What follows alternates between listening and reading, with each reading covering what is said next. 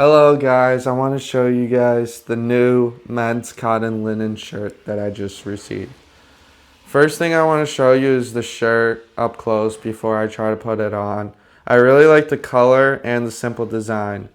It has a button down front, a collar, and a chest pocket.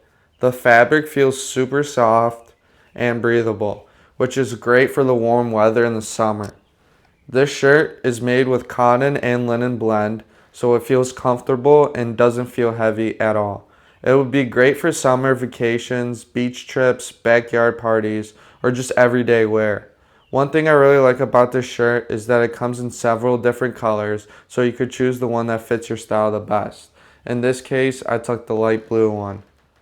Now I'm going to try to put it on and I'm going to show you guys what it looks like. So this is what I look like with the shirt on. It's a size medium. Show you guys the back.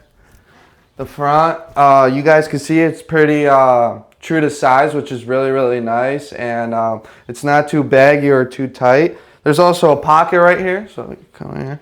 I like to put my wallet in here. So I just put my wallet in that pocket. It's nice and safe up there. And I would recommend this shirt if you're going to any summer vacations or any summer outgoings.